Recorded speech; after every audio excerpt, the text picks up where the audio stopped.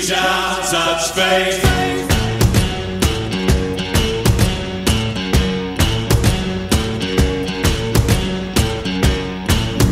You know what I fucking hate, man? I fucking hate when you're in a really nice, good, deep sleep, right? I mean, you are having like the best of fucking sleeps that you've had in like a good minute. You know the type of sleep I'm talking about. It's the type of sleep where you've been pulling, busting your ass, doing everything you can, working hard, trying to put that money in your pocket, trying to put that food on the table, and you doing your thing, you sleeping good, and the next thing you know, you get a rude awakening.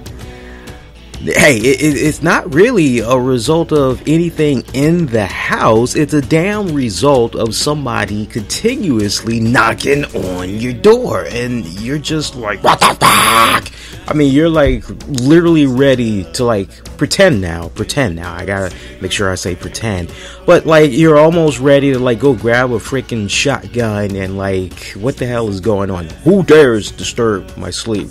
So that's like exactly what was going down with me, because like my girl comes up to me, she's like, honey, somebody's knocking at the door. I'm like, well, I damn sure ain't expecting nobody. You ain't expecting nobody. Like, okay, honestly, just ignore it. Like, we don't know who it is. Like, maybe if anything, peek outside the blind, see if maybe the other parking space of ours is occupied. Maybe like they're trying to just let us know that they wanted to know if they could park in the free spot.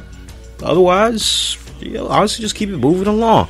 So that actually did not happen. These guys continuously knocked on the door even after the fact. They heard my dog barking at them. I go up to the peephole.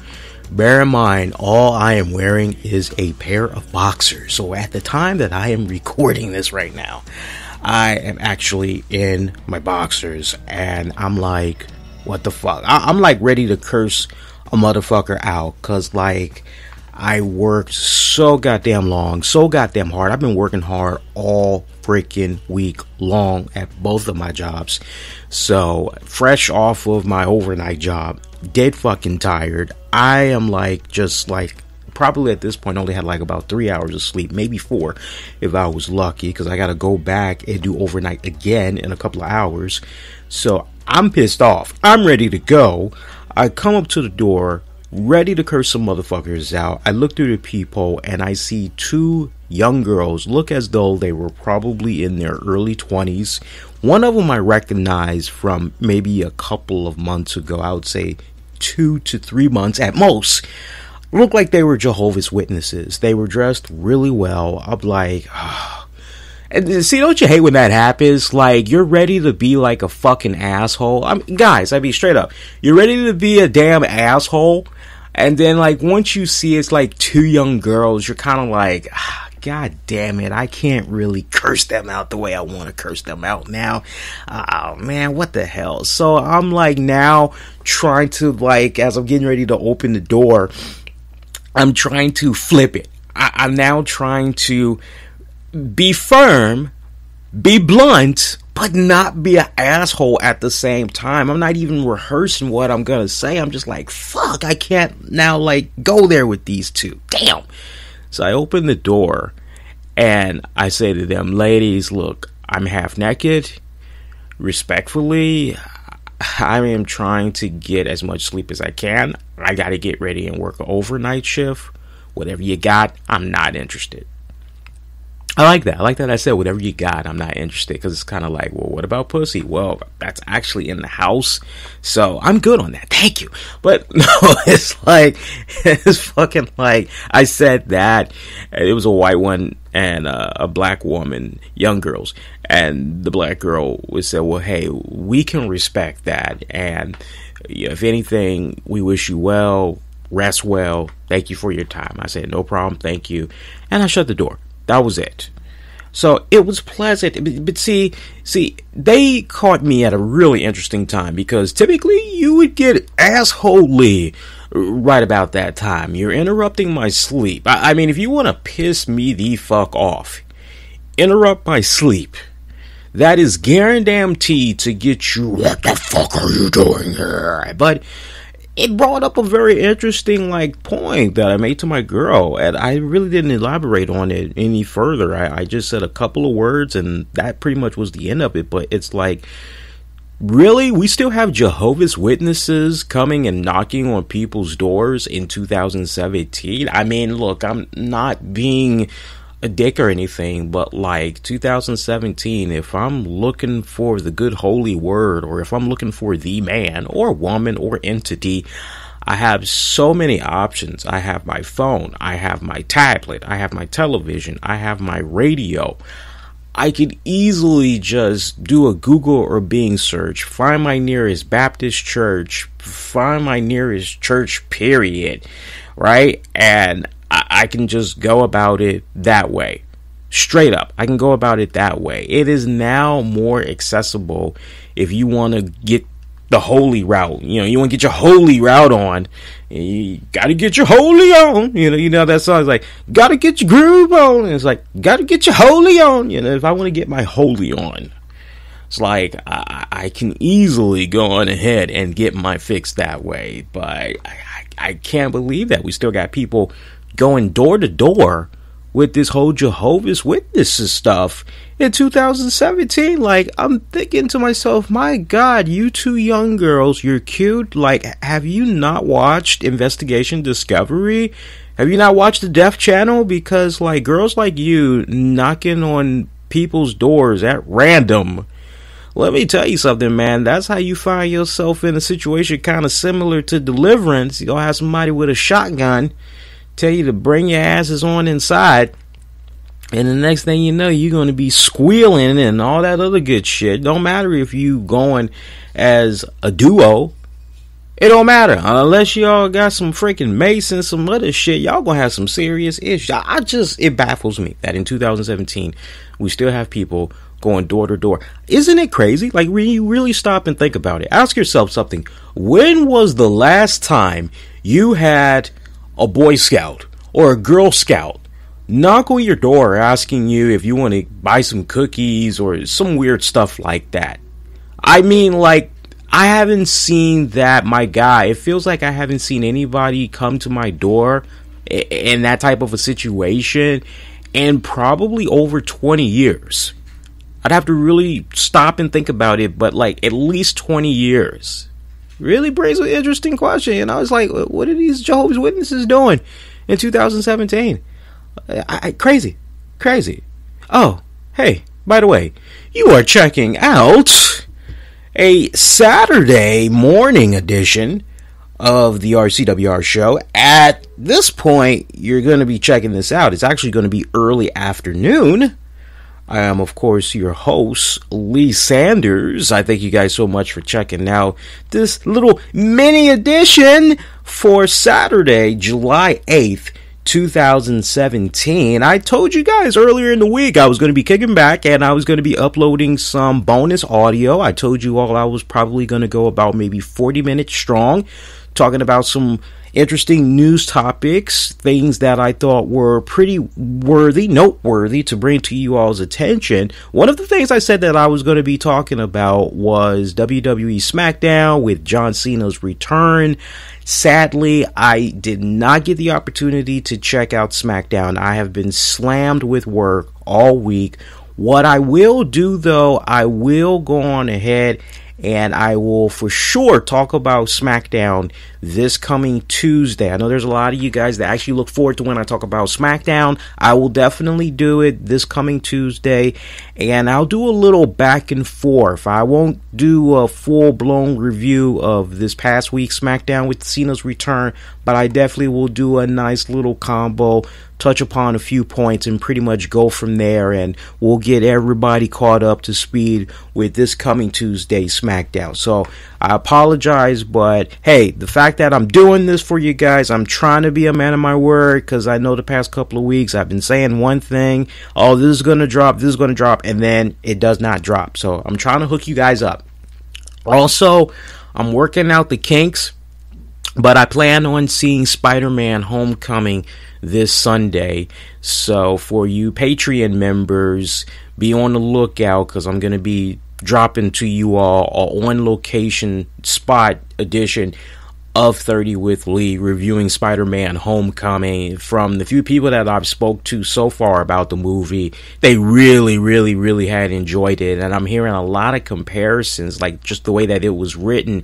It kind of reminds you of The Breakfast Club, 16 Candles and all that. Great combination of like both of those things. But everybody keeps saying like it's got a Breakfast Club vibe to it. And I'm a big fan of that movie, a huge fan of that movie. So I love the fact that everybody's like comparing it to that and saying that it has a lot of elements of that. So I actually look forward to checking that out. So for your Patreon members, that's your hookup, man. Hey, patreon.com/RCWR Show. So one thing that I did say a couple of days ago when I got ready to do this for you all is that I was going to dive into some headlines that I thought were very noteworthy.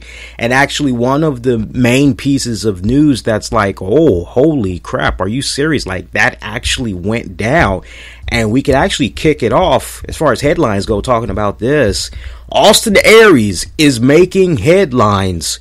Austin Aries, age 39, from Milwaukee, Wisconsin. He had joined the WWE not too long ago. My God, was he even there for at least 2 years? I would like to believe Austin Aries was at least with the WWE for about 2 years. He has parted ways with the WWE. I wish I was making a joke, but no, I am not. I kid you not. Austin Aries is gone from the WWE. Now, the way the headlines have been coming about right now is that WWE released Austin Aries. So, WWE, they had announced on Friday that they released Austin Aries. As it stands right now on this date, there's no other information available, but the full statement reads, WWE has come to terms on the release of WWE superstar Austin Aries. WWE wishes Aries the best in all his future endeavors. And Aries, wow, I thought it was at least 2 years. It wasn't even 2 years, guys. Aries actually had signed with the WWE back January of last year, and he had debuted on NXT on the March 2nd episode. And as many of you know, he had suffered a large orbital socket injury at the hands of Shinsuke Nakamura during an NXT event last October, and that put him out of action for, if I'm not mistaken, nearly close to 5 months. He then resurfaced on the main roster as a commentator for the cruiserweight matches before making his main event roster debut as part of the cruiserweight division. That was just earlier this year in March. And, you know, I'm just getting people caught up to speed because some people don't really watch wrestling like that. So forgive me if we kind of got to string and catch up everybody else, especially those that like don't watch the cruiserweight division, because I have a lot to say with regards to Austin Aries leaving the WWE and this whole cruiserweight. It's definitely a significant blow. I think we all can be in agreement. For those of us that started to get really interested in the cruiserweight division because of Austin Aries' feud with Neville, it's definitely a significant blow. So Austin Aries challenged Neville for the cruiserweight championship in what I thought was one of the best cruiserweight matches up to date since it's been a part of the Raw brand, which was at WrestleMania 33 in the pre-show, in which Neville had retained his title. Austin Aries' last WWE match was in a losing effort to Neville at WWE Extreme Rules. That was going back to June 4th of this year. He appeared on 205 Live the following week and said that he had been dealing with knee and neck injuries and has not appeared on WWE television since. And shortly after he said what he said on 205 Live, he actually had stopped by over our good colleagues over at the Busted Open Radio and said the following in an interview with them. I've got some stuff going on, but just to be fair, you could probably say that for a lot of the locker room, it's kind of part of what we do. I don't think anyone is ever 100%. So I got a couple of things going on, and obviously at this point it might be a good time to take a little break, which could consist of 2 days to adjust some of those things, try and get my mind and body right, and then come back and figure out what's going to be the next move and what the next direction is going to be.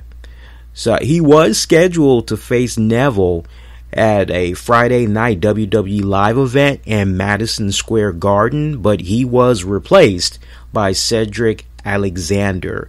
So shortly after his release by WWE, Austin Aries, keeping it brief, he pretty much had this to say: "It's a beautiful day," and he followed that up with a banana. I know he's a big fan of eating bananas, so he posted some emoji of a banana, smiley face and shades, followed by a thumbs up. So, I mean, he is just being totally a pro right now in regards to this. I know this guy's got to be like one of the hottest things going on right now in the world of pro wrestling as far as interviews go. I know there's a lot of people that's like, Austin Aries, because they want the freaking skinny. Are we going to make some type of an attempt to try to get Austin Aries on the show? I got to be honest with you all. There were a couple of times I tried to get Austin Aries on the show. Shout out to all of my colleagues that's out there. But like, the thing that I noticed was like the people that handle Austin Aries bookings and all that, they don't have a division that just handles media requests. Now, maybe it's changed via his website. I am more than willing to go and try to see, but from his direct manager that I recall a couple of years back, he said, quote unquote, Austin Aries, and maybe you, my colleagues, can verify this. He said that Austin Aries really does not like doing interviews, that it's very rare that he does interviews. It's nothing disrespectful, as he means no disrespect. He's nothing personal against podcasters, radio show hosts, things of that nature. It's just he has a very small group that he will only grant interviews for. He doesn't like spamming himself like that when it comes to interviews. And you know what? I can totally respect that. That's about as much as I can say with regards to that, because his manager has said a little bit more with regards to why Austin Aries doesn't do as many interviews. So, I mean, you can only imagine if he was doing stuff for the WWE as far as interviews go, it was because he was trying to meet the WWE media obligations and whatnot. And I know Austin Aries has a new book that's out right now. It's still new, even though it came out basically May 30th. It's still a new book. It's called Austin Aries Food Fight. I believe the book is out right now. I'm actually going to his website just so I can make sure I give you guys the correct information here. It looks like, yes, the book is called Austin Aries Food Fight, My Plant-Powered Journey from the Bingo Halls to the Big Time. And it's being distributed by Gray, I just saw it, forgive me guys, Gray Books. Is being distributed by Gray Books. It looks like the book is out right now. That's a good deal for $20. Actually, let me look here. Yeah, the book is actually out right now, and I tell you what, I'm actually going to be checking that out when I get a free moment. So maybe after I get done with this. I'm shocked as an Austin Aries fan. Love the guy tremendously. I've been a fan of Austin Aries for many years now. I go as far back with Austin Aries to his work in Ring of Honor, big bulk of his stuff in TNA. I was ecstatic when he had joined TNA Wrestling. I'm really focusing on, I remember the first run. I definitely remember the first run when he came through. That goes back to about 2005. And I remember they did like an internet poll to select an opponent for the TNA X Division champion Christopher Daniels at the 2005 Sacrifice pay-per-view. And like back then, they dubbed it as like an internet dream match, as the poll had offered voters the choice of Roderick Strong, Jay Lethal, Matt Sydal, and Austin Aries. None of those guys, mind you, were under contract to the TNA, and they had never even appeared with the company on a regular basis in the past. And Aries had won that poll in a landslide, and as a result of that, he got to face Christopher Daniels in a non-title match at Sacrifice. He had lost that, but that was a damn good event right there. And then like a couple of months later down the road, Aries had made an announcement that he had received a contract offer from TNA and that he intended to sign it. And after that, he became a regular member of the TNA roster. He formed a stable with Roderick Strong, Alex Shelley.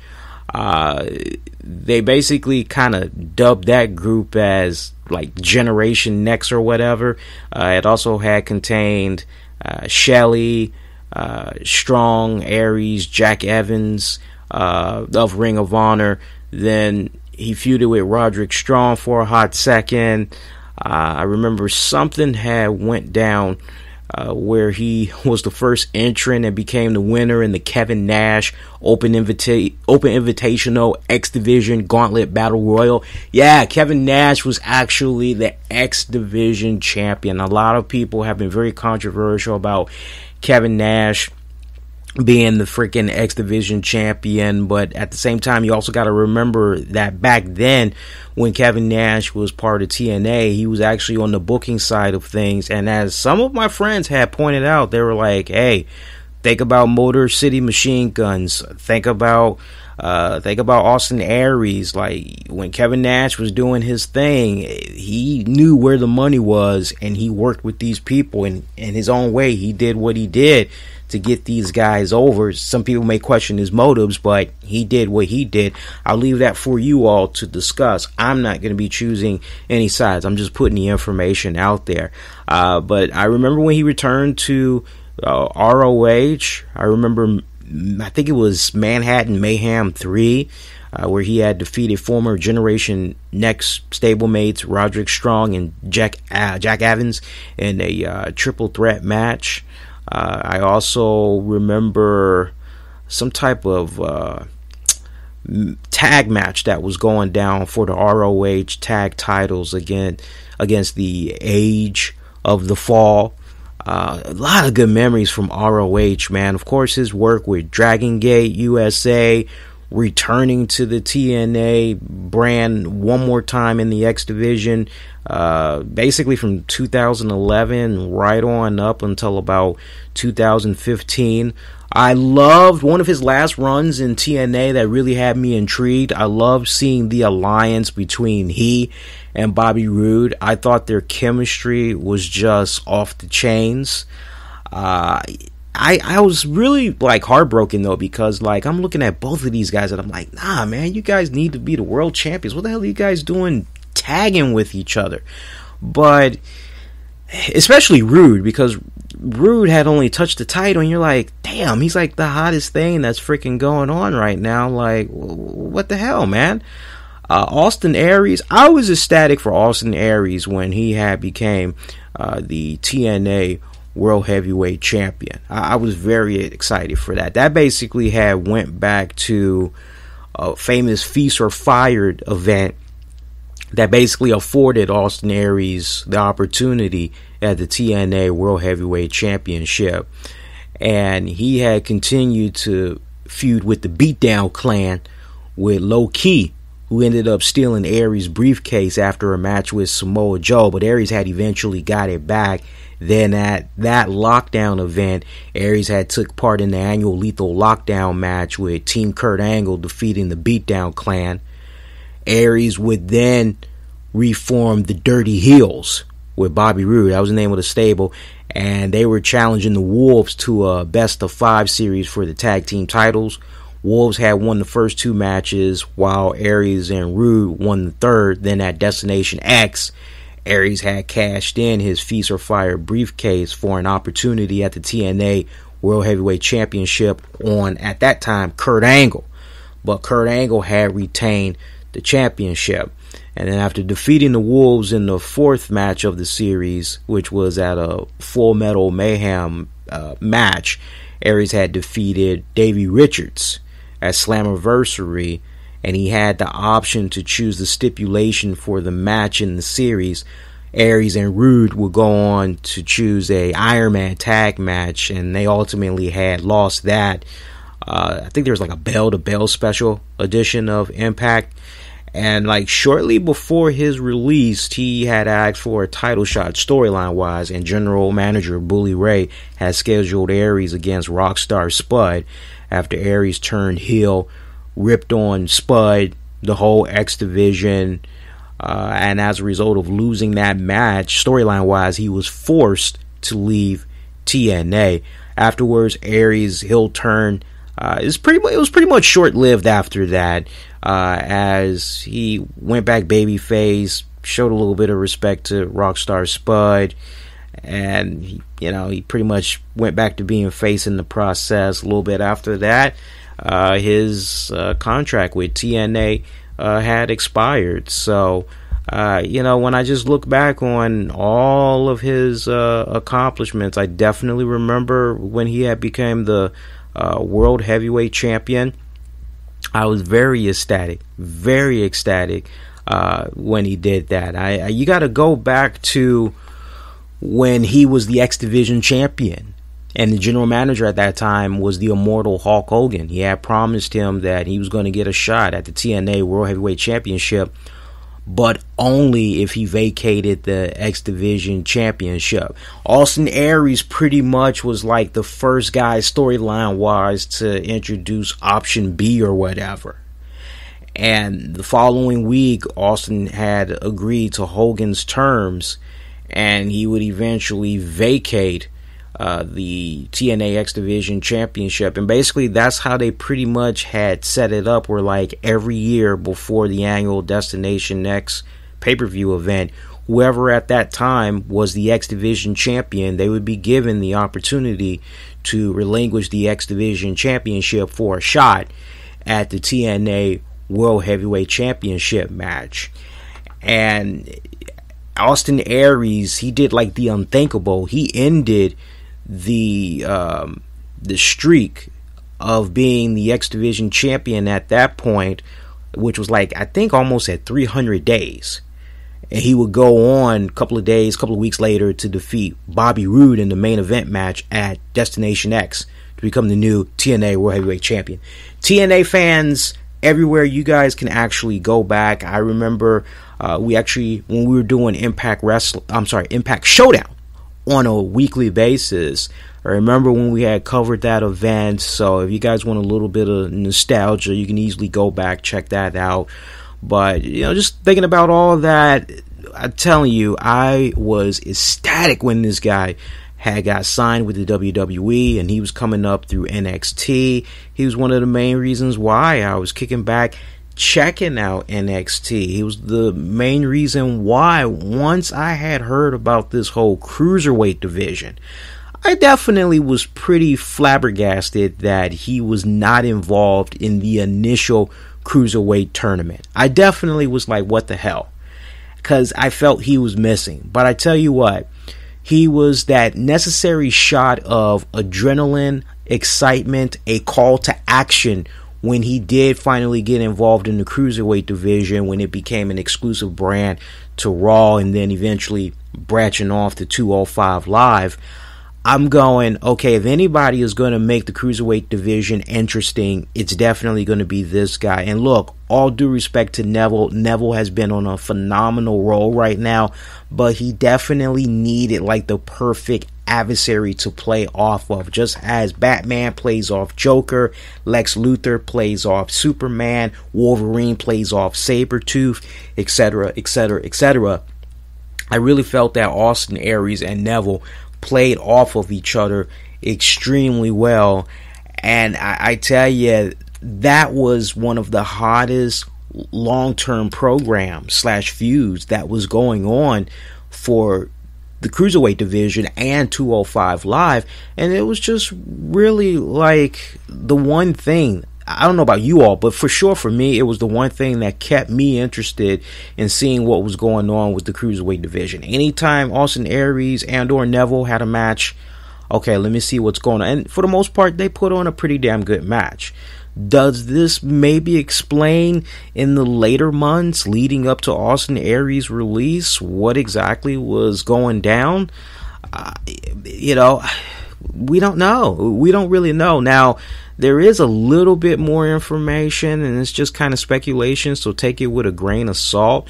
But our friends over at PW Torch, they're reporting that Austin Aries, get this, Austin Aries requested his WWE release because he was not, I repeat, was not happy with being pigeonholed as a cruiserweight and felt that he had more to offer than being a 205 live wrestler. And they noted that he had a reputation backstage for having a bad attitude, which may have been why his release was granted. And PW Torch noted that it's likely Austin Aries will be back working independent dates soon.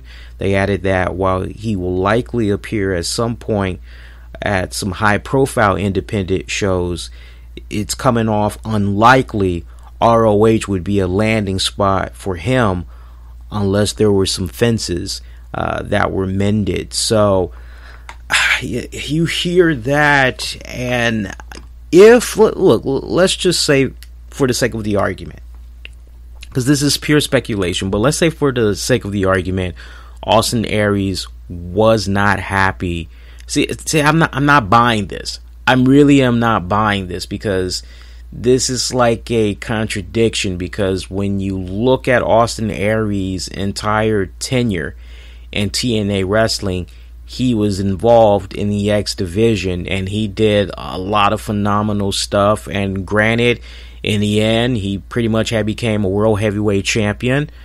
He should have been a multi-time world heavyweight championship in TNA, but that was not the case. He was only a one-time world champion, but he was playing around with the tag division a little bit. But for the most part, when you look at his body of work in TNA, he was part of the X division.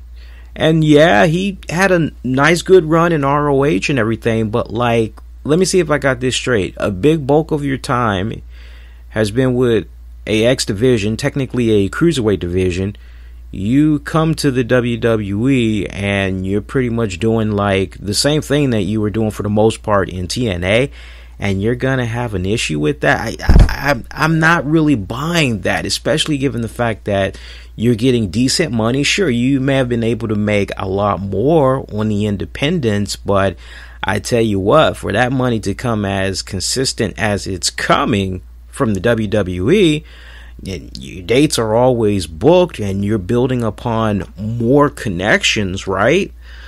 You're increasing your fan base, like you're doubling, maybe even tripling it. I'm not buying the fact that he was not happy with being put in a position of, hey, it's a cruiserweight, and that he felt he had a lot more to offer. I mean, honestly, if that was really the case, especially in this day and age, how WWE operates, I would just imagine somebody, like, if that was you or me, I could just imagine maybe like having a conversation with Triple H, or if we're cool with Vince McMahon like that, going up to them saying, hey, look, I feel that I have a lot more I can offer. Rather than just being in the cruiserweight division, I would eventually love an opportunity to go to the world heavyweight division. You know, what do you think? What's up with that? And I got to tell you, if I got to be realistic with you guys, when I found out the news that Austin Aries had joined WWE, one of the first things I said to myself was, okay, this guy, if handled right, he could thrive and succeed, pick up the ball pretty much where CM Punk left it. I honestly felt in my heart of hearts. Now, maybe some of you guys, man, Lee, you're foolish on that one. And you know what? I'll own that. But realistically, I felt that, okay, you know what? Small guys and all that, you know what? Maybe Austin Aries is the one that can break that. Maybe he's the one that can, because I mean, my God, if only Austin Aries had got there a couple of years prior, man. Daniel Bryan, just a matchup. Oh my God, can you imagine if Austin Aries had took on CM Punk too? I mean, just the endless combinations if he'd have just got there a couple of years sooner, man. But like, I was expecting him to pick up where Punk and Daniel Bryan ended. I honestly was. So on a lot of standpoints, can I kick back with my 2 cents? Hindsight's 2020. Did they kind of book him a bit wrong? Yes and no. Yes, when they brought him in through NXT, I thought that was right. But at the same time, once it was established that, like, whoa, wow, this guy does have a following. Okay, great. I kind of feel as though he only should have been helping out the cruiserweight division until it got to like where it needed to get to, you know, really help propel it. And I'm just kind of under the impression that maybe Triple H and or Vince McMahon, you never know, and we're only speculating right now. We're not going to really know unless we get more information on this, but I can only speculate that maybe Vince and or Triple H laid out the long-term plans with regards to the Cruiserweight division, with regards to 205 Live, and told him how much of an integral part he's going to play in that, and just what they wanted to do with it and how they really could have used his help with that. And honestly, to be like, okay, so you need help in these directions? Okay, sure. Yeah, I'll help you out with that. No problem whatsoever. And eventually he'd be able to break off and do some other stuff. So, you know, but it sucks for Austin Aries fans, especially those that were like, man, finally he's in the WWE. It does suck. It definitely does suck. But I tell you what, man, these next couple of weeks are going to be really interesting. I'm curious to really know the nitty and the gritty of what went down. But this is definitely a big blow for the Cruiserweight division for 205 Live, because sadly Neville's only able to do so much. So hey, at the same time though, this creates a new opportunity for other guys to step it up. So I'm looking at guys like Cedric Alexander. I've been a big fan of his for a lot of years now, man. But hey, we know for a fact we haven't seen the last of Austin Aries. Where is he going to land? Is he maybe going to end up in New Japan Pro Wrestling?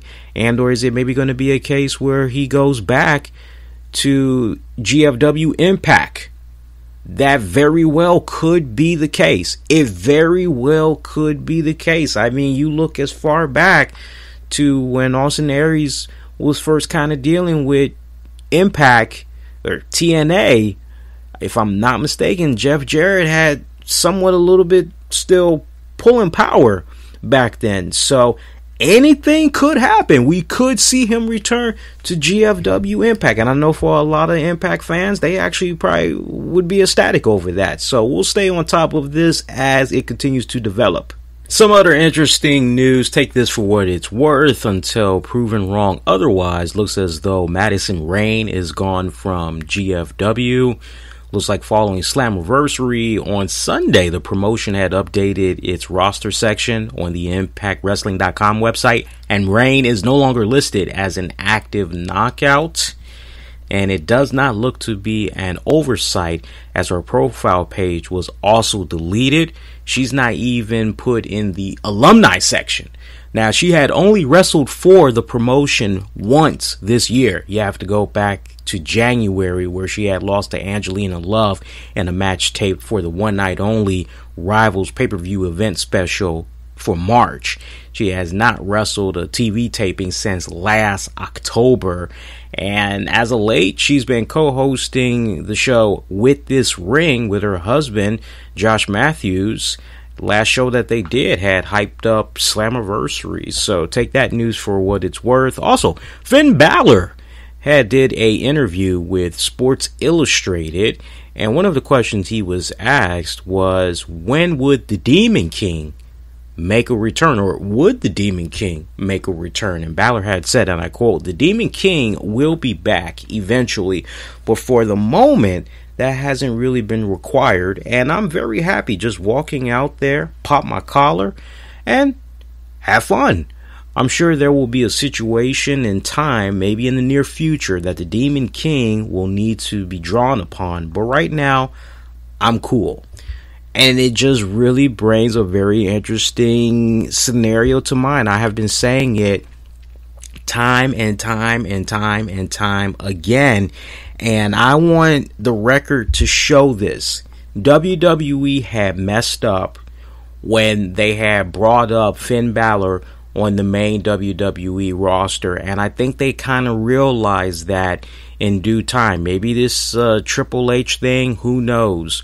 But like I have always said, that one of the ways they should have gone about introducing the Demon King once Finn Balor came up on the main roster was have it be like a split personality type of situation. And I don't want you guys to basically be like, oh, kind of like Kane or kind of like Abyss. No. What I have been pitching for the longest time is a situation that is very similar to one of my favorite Marvel characters from the late 90s, which is Sleepwalker. And I have told this story many times. Sleepwalker is this character that is from this dimension called the Mindscape, and it basically borders that of the minds of all intelligent and living beings inhabited by like many weird creatures or whatever. And the Sleepwalkers act as guardians to defend these minds and the Mindscape. They're also a sort of dream police, if you will, as they take on evil creatures or whatever.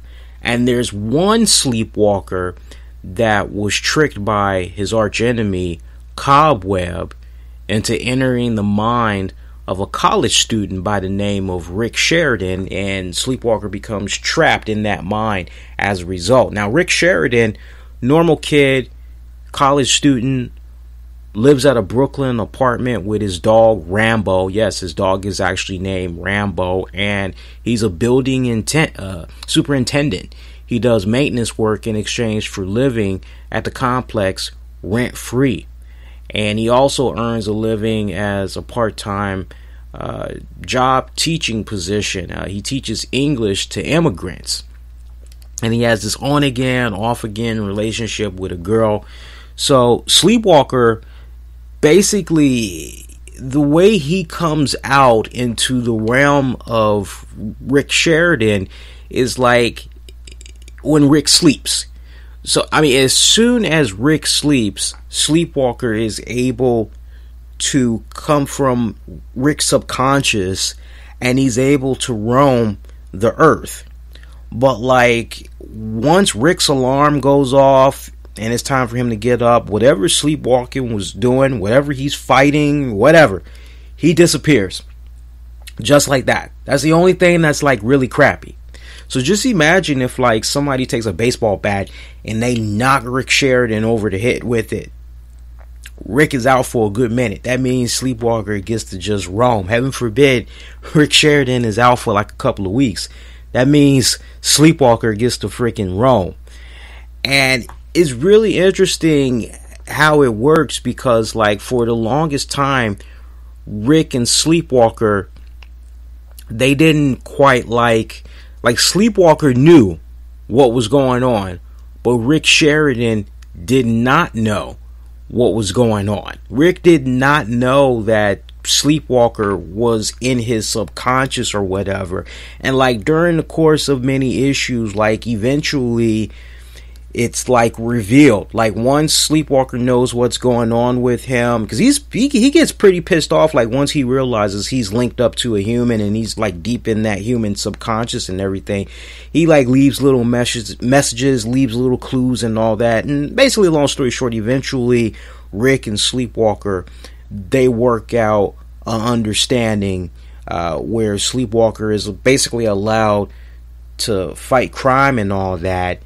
And you know, all that kind of cool shit. So I always pictured that the Demon King would kind of go in that type of a direction, where Finn Balor, just normal Finn Balor, honestly would not be aware of the actions that the Demon King would do. But he would like hear about it after the fact, and when people would interview him and say, oh, you had did XYZ to this person or that person, and it's like, I would never do such a thing. What are you talking about? And it could have been like a running gag for like several weeks, and then like eventually when he's shown footage, that's the continuation of the running gag. The Demon King always has the wig on, the makeup, all that jazz. Like, nah, that's not me. I mean, yeah, the guy's got some pretty interesting tattoos and all that, but I would never dress like that. Wow, that's crazy. And that just could have been like the running gag for like the entire time. And I'm not really sure if maybe one of the reasons why we haven't seen the Demon King yet is because WWE is going, we had the opportunity to really do this right and we kind of messed it up. And if maybe now they're in a position where they're going, you know what, let's do a hard reset. Let's really make it be a good minute before people see the Demon King that way. Because honestly, I have been saying it for a good minute now. I have been saying it since Finn Balor was still in NXT. Go this route. I have told all my friends and coworkers, and they love the idea. I told them, I said, look, if the situation would have ever occurred where Finn Balor would have taken on Brock Lesnar, we already know that normal Finn Balor, no. So on the psychological warfare, the advantage would definitely go to a Demon King, and just the games that the Demon King could play alone on a Brock Lesnar. Right? Regular Finn Balor can't defeat the Beast, but a Demon King against the Beast.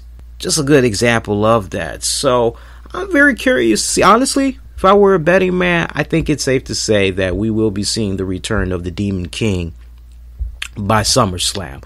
I have a feeling, mark my words, I've said this twice now, I will say it again. They teased it several weeks back, but I believe Bray Wyatt, all his supernatural dark forces, all that jazz, that is going to be coming into play against Finn Balor. It's going to be a really great program. I can just imagine the story arc that these two are going to be embarking in. That is when we're going to be seeing the Demon King again. Whether or not they go in that direction that I mentioned, though, that's an entirely different story. We'll wait and see. Ring of Honor fans, listen up. Oh, got some sad news for you guys. Well, y'all actually might be okay. We'll wait and see. But hey, you want to make sure that you're paying attention to as many episodes of Ring of Honor as humanly possible, as it is going to be moving from Comet TV to the Charge Network. The Charge Network is under Sinclair Broadcasting.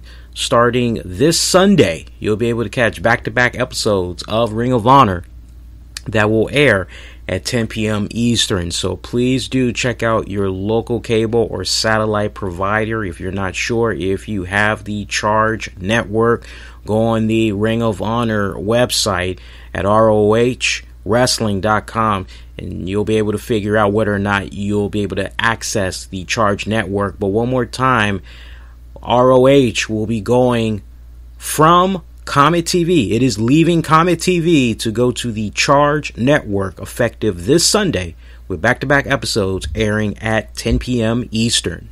And hey, I don't see a lot of people talking about this, but Forbes, they had published a story the other day stating that Bob Dychenko from security firm Chrome Tech had uncovered a WWE database that was unprotected that contained the personal information of over 3 million users. Anyone who had the URL would have been able to search the data, which included birth dates, ages, email addresses, ethnic background, educational background, even earnings, even customers' children's age ranges, genders. The data was stored in just plain text.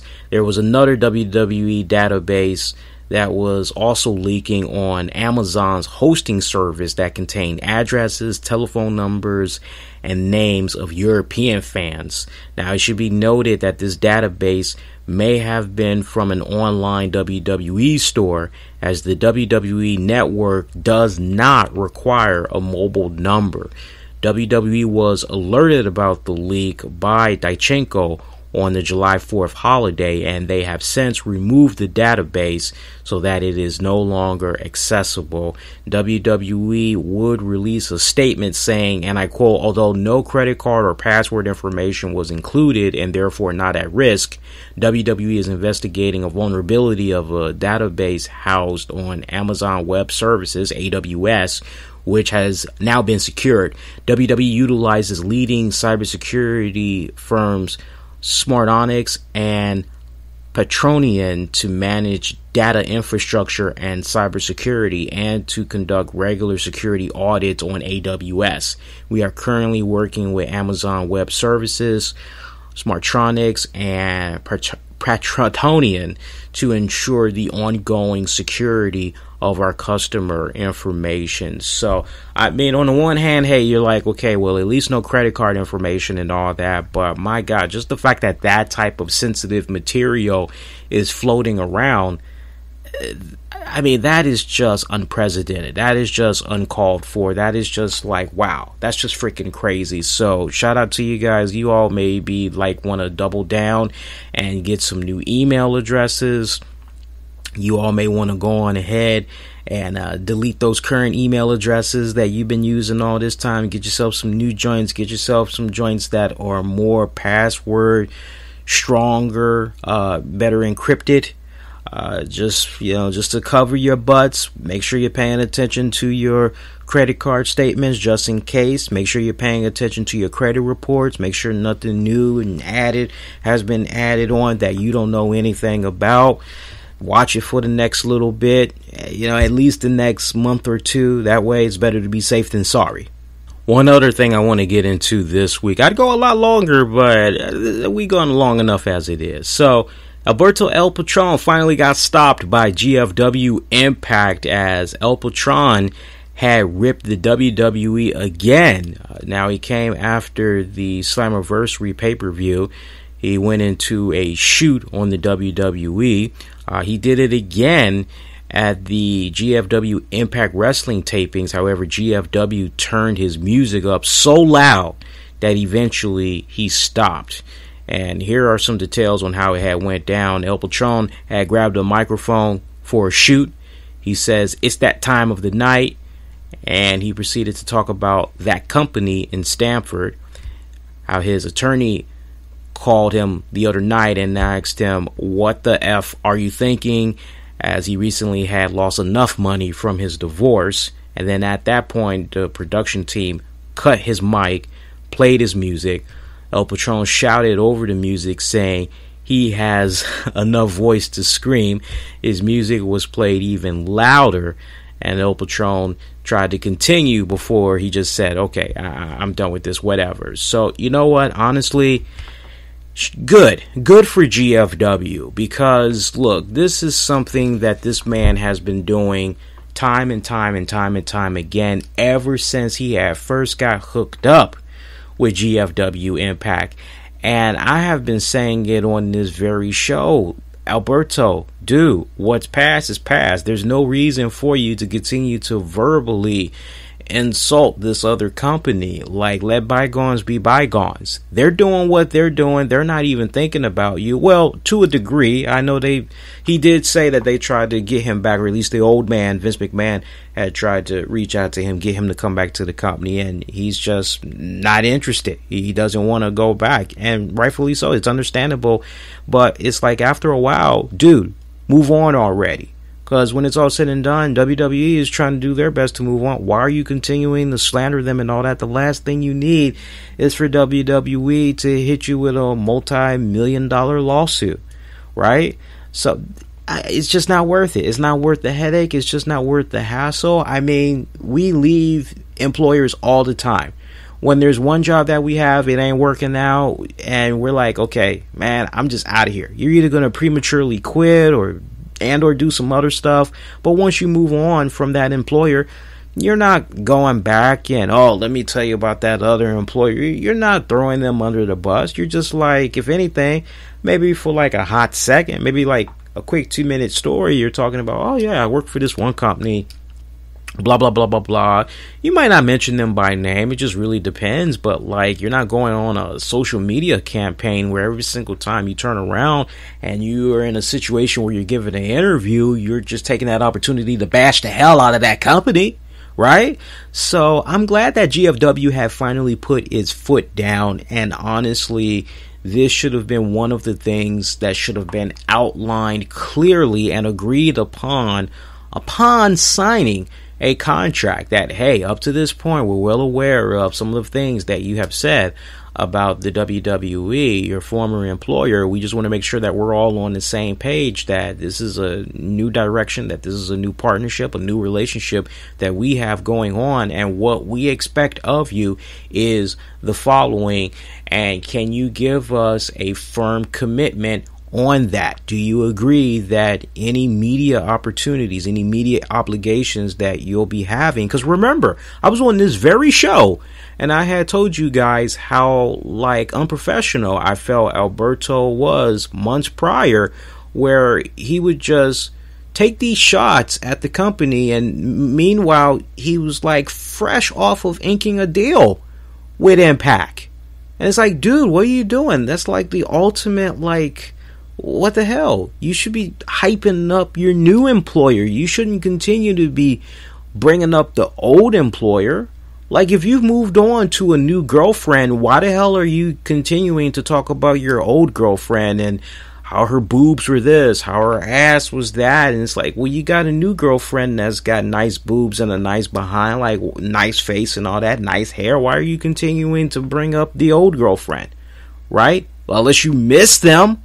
Right? Unless you miss them. So honestly, good for GFW, because especially right now, the man is the face of their company right now. And when it's all said and done, you cannot have the face of your company conduct themselves like this. Not to mention, look, I'm not sure how far along GFW and the WWE are with regards to the negotiating on the Broken Hardy gimmick, but I would imagine that, like, at least from GFW standpoint, they at least want to have some type of a friendly relationship there with the WWE. I'm sure Anthem is seeing a lot of the moves that WWE has been making over the years, partnering up with different companies, and maybe at some point, if time permits itself, maybe they can get to that point where they can have some type of a collaboration on a few things. And honestly, I think it might really just come down to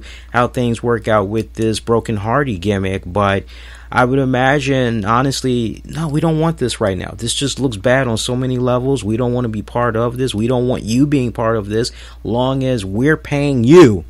And we're doing all of these things, putting you in this position, making you the face of our company. We expect you to go out there, do these media rounds, put us over. It needs to be all about us. When you get on that microphone, it needs to be all about us. So shout out to Impact Wrestling for putting their foot down on El Patron. Hopefully he doesn't take it too personal. And if anything, he kind of goes, all right, you know what? Understand where these guys are coming from now that I've had some time to calm down and really look at it from all standpoints. Okay, yeah, I can see how it can be bad business from Impact's standpoint, how I was conducting myself thus far. Okay, fine. And hopefully this is the end of it. One other note I want to get into, shout out to former WWE Tough Enough 3 winner Matt Capoli. He underwent brain surgery last week to remove a large tumor.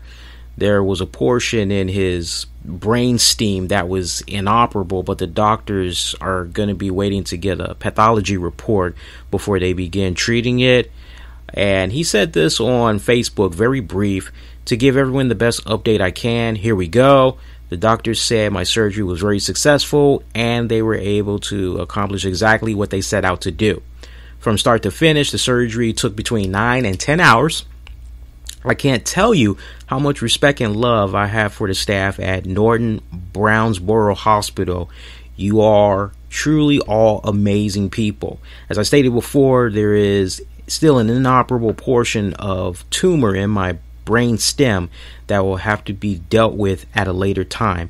The game plan for now is for me to get as healthy and rested as possible and wait on the pathology results to come back. Once we have the pathology report in a few weeks, we will know what type of tumor we're dealing with and how to attack the portion in my brain stem with the most effective treatment protocol. The fight will continue. This is just the next step. Thanks for all of your prayers, messages, and kind words. I love you all.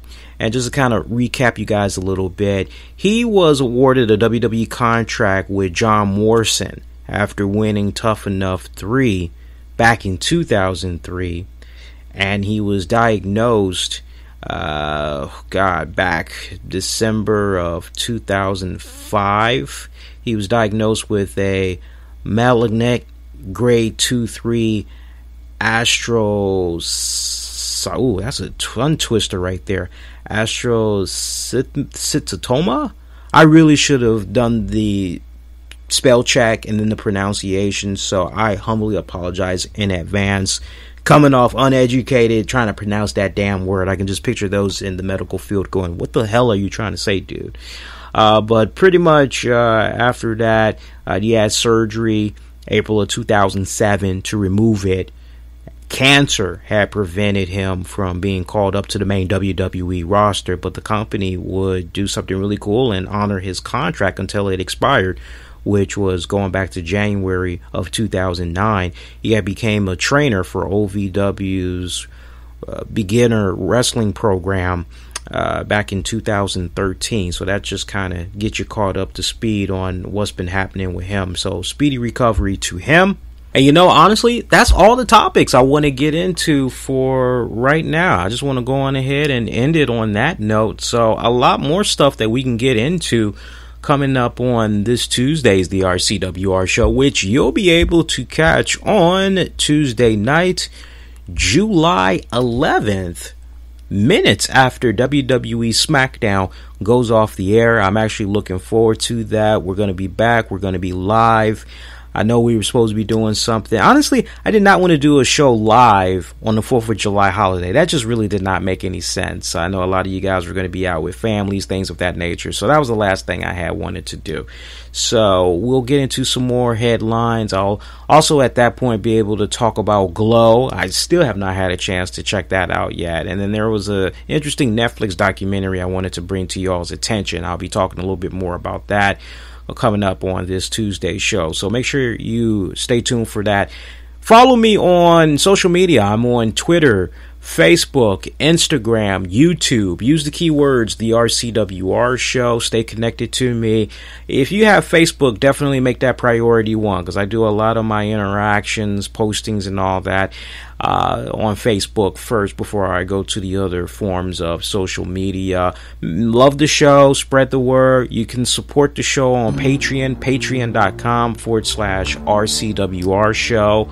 Again, patreon.com/RCWR Show. A lot of great exclusive content, exclusive interviews, audio, our original 30 with Lee series that covers nothing but reviewing movies from yesterday and today. It's really good stuff, man. Check that out as well. And a friendly reminder, yes, I will be doing a Great Balls of Fire. I had to really stop and think about that one. I will be doing a Great Balls of Fire after show as soon as it goes off the air. Yes, so for you WWE fans, again, there will be a Great Balls of Fire after show. It'll be live on YouTube. It'll also be on Spreaker as well. I'm also trying to see if we can simulcast on Facebook as well, which reminds me, I will be offering my predictions. I'm going to be doing it on Facebook. I believe I'm actually going to be doing it on Sunday. I'll probably come on like maybe an hour before the pre-show, maybe an hour or two before the pre-show, and I'll actually tackle my picks for Sunday's pay-per-view. Again, that will be live exclusively on Facebook, so make sure that you're going to be checking that out, facebook.com/THERCWR Show. I hope you guys enjoy the rest of your weekend, and I hope you enjoy this complimentary episode to what we had did last week. So whatever might have been somewhat lacking in the episode we did just a couple of days ago, hopefully you can find a little something in this one. I have seen a couple of Q&As floating around, so if there's some topics you want me to get into or some questions you want me to tackle for this coming week's show, get at me all throughout social media. And until next go round, I am wishing all of you all to be safe. Most importantly, be kind to one another. I will catch you all next go round. Everybody, adios.